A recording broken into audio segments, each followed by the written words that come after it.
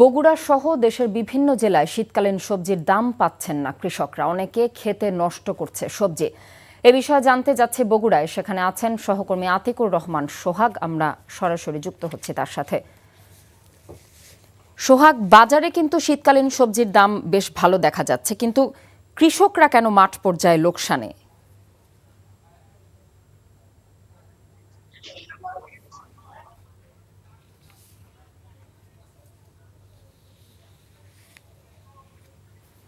জি, নাহিয়ান।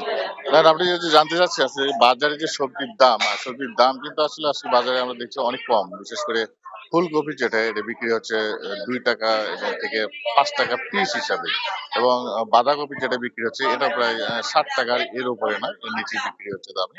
এবং মূলা যেটা আমরা দেখতে পাচ্ছি ৳৫ এবং আপনার শুধু আ বেগুনটা ৳৫০ কেজি। এর পাশাপাশি আমরা পেঁয়াজের দামও একটু কম দেখতে পাচ্ছি। ৳৫০ কেজি অন্যান্য ইয়ার থেকে। সিমটা কম ৳২০ কেজি।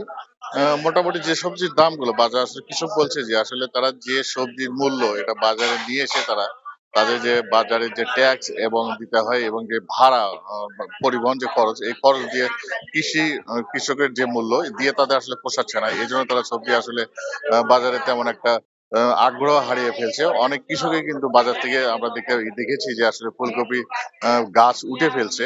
ফেলে তারা অন্য ফসল আবাদ করবে এমনটাই বলছে। পাশাপাশি বাজারে কিন্তু আমরা আরেকটা জিনিস দেখেছি আসলে যে মাছের বাজারেও কিন্তু আসলে মাছের আমদানি খুব কম। মাছের যে ব্যবসায়ীরা তারা বলছে তারা কিন্তু একটা লোকসানে আছে। তারা বলছে শীতকালে এই প্রচন্ড শীতের কারণে জেলেরা মাছ মারছে না। এজন্য মাছের বাজারে কিন্তু মাছ কম এবং আমদানি কম হয় কিন্তু মাছের দামও কম এবং পরিমাণে যে পরিমাণ মাছ তারা নিয়ে আসে বিক্রি করে সেই পরিমাণ নিয়ে আসতে পারছে না। এজন্য তাদের লাভও হচ্ছে না। ঠিক সবজির ক্ষেত্রে আমরা দেখেছি আসলে প্রচুর সবজির দাম কমার কারণে কিন্তু সবজি যেমন প্রচুর ক্রেতা দেখা যাচ্ছে, কিন্তু সেই সাথে কিন্তু কৃষকরা লাভবান হতে পারছে না এই কারণে। দাম কমার কারণে তারা আসলে মূল্যটা তাদের যে খরচের দামটাই উঠছে না। এই কারণে কৃষকের লাভে আমরা হচ্ছে না এমনটাই বলছে কৃষক। কথা।